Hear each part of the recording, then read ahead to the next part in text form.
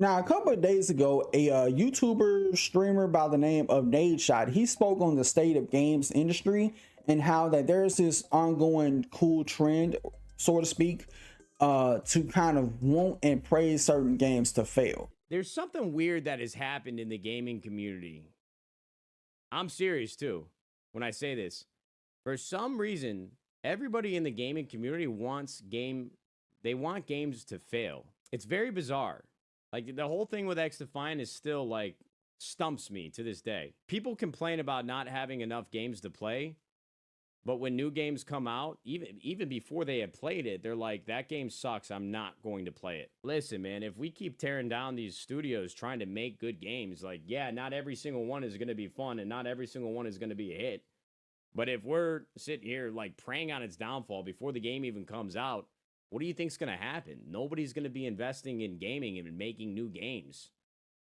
And you're not going to have shit to fucking play. You're going to be sitting here playing MW2 remastered edition. You're going to be sitting here trying to play fucking the same old games for the 1,000th time because these billionaires and fucking multi-billion dollar publishers, they're not going to greenlight any new games, any new concepts, any new IP. I mean, I try to put myself in the shoes of myself when I was like 16 years old, but I can't. I was excited for new games when they came out.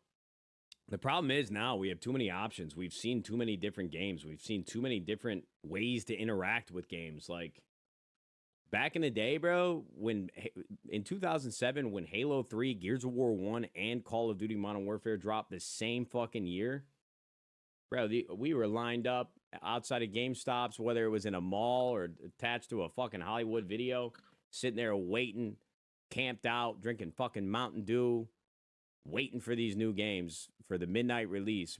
Everybody was so excited about it.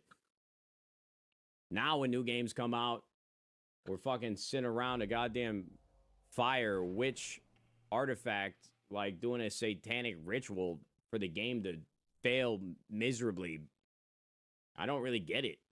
Now, part of what Nadeshot had to say, it does ring true that there was a time and place where people were excited for gaming. And I do think, however, we may never get to that point in gaming where people are lined outside of a GameStop excited for a midnight release, because nobody fucks with GameStop no more.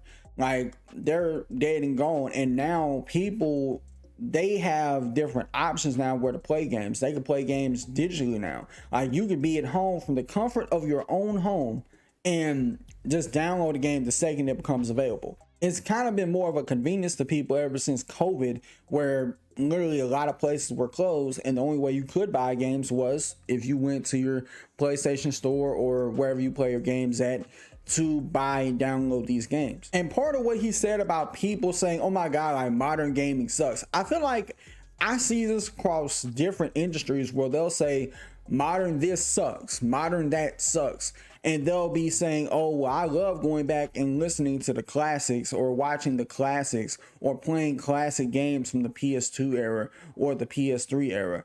And the thing about that is you could have your fun and say that, oh, I'd rather go back and play old games a million times over. You're going to be in the minority, and that's just the truth, because not everybody is going to go to PC and find these games. And if they are available, you got to download it from a pirate site. You can't like go to an actual storefront and get these games anymore. Most of these games, majority of these games from that bygone era are now delisted. So people can sit there and say that they would much rather go play all them old games that they want to. Okay, cool. You're in the minority. There aren't that many people who's going to be going to PC to do just that. Like, sure, Xbox does have backwards compatibility, but it is only for certain games, not every single game. A lot of people who tend to say, oh, modern video games suck, they typically not either bought or played these games that they say suck. Because to me, how could you honestly say something sucks when you've not played it, or something is total ass dog shit that you've not played? You can sit there and say it looks like shit, but to objectively say it is bad when you may have not even played the game is kind of trying to tell your audience that, oh, you have played it, and they may assume you played it. Like, I don't know if people understand this, but if you say something objectively is a bad game, they're gonna assume you went and played it.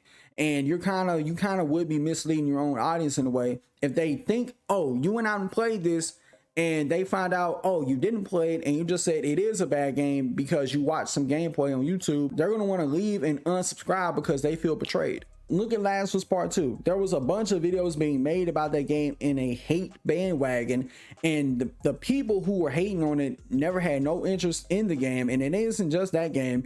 People have the same energy for Star Wars Outlaws, and if you ask them, oh, I'm not really big on Star Wars. I'm not that much of a Star Wars fan. I'm not checking for this game. And Assassin's Creed. Oh, I haven't played Assassin's Creed since Unity. Like, I don't understand the point of making content around a video game you have no interest playing. That would be like me complaining about things that's going on in World of Warcraft or Path of Exile, and I do not play or care about them franchises. Like, it's simple. If I am not interested in a game, I would never cover it. Like, it wouldn't make no sense. And don't get me started on the whole Assassin's Creed shit that people still are running into the ground about. Is he a samurai? Is he not a samurai? Like, bro, at this point, nobody cares. Either you're going to buy the game or you're not going to buy the game. Same with Star Wars Outlaws. You're either going to buy the game or you're not going to buy the game. Now, even though people could have some of their own opinions about them trying to pay off, like, not necessarily reviewers, but people who's previewing it to give like glowing positive news about the game. And me personally, the only way I would accept a review code or a preview code if I'm allowed to like talk about this game honestly, unless it's like an early build of the game and it's not coming out for another 3-4 years or so, then I can give it some type of leeway because things are definitely subject to change. If it's a preview for a game that's about to come out next month or in a couple months, or a review, then I would want to speak honestly. I wouldn't want to be hindered on what I can and can't say, how I should talk, how I should edit the video, what I should say in the video. No, you want me to, review this, let me do it how I want to do it. Simple as that. And no, I don't consider what they do as grifting. I think what they do is they're farming. Like, they're just farming for clicks and views, and they're doing it only for the views. They don't really care about the subject matter. They're just doing it because, oh, like, somebody wants me to talk about this, which is fine, but it's like, to keep doing it over and over again, it got to be tiresome at some point. And me, honestly, I can't sit here and tell y'all that modern games suck, mostly because, bro, I have a whole backlog of games that I still have to play from last year, and it's mostly because I'll be making content from our other channel, shameless plug, go check it out. Hell, 3 of the biggest games came out this year that people loved: Helldivers 2, Stellar Blade, Rise of the Ronin, just off the top of my head that people thoroughly have enjoyed. And even if you want to go back to last year, look at Resident Evil 4 Remake. People love that game, but I could see where people could try to move the goalposts and say, oh, well, they wasn't made by Western developers, so that's why they are so good. I hate when people try to pit developers against one another. That is so fucking annoying. It don't matter if they're on the west or east, north or south. I don't care if they're from Antarctica. They could be on the frozen tundra in freaking Chechnya. I don't even know if that's a frozen tundra, but you get the point. A game is a game, no matter who makes it, where they're from, whatever the case may be.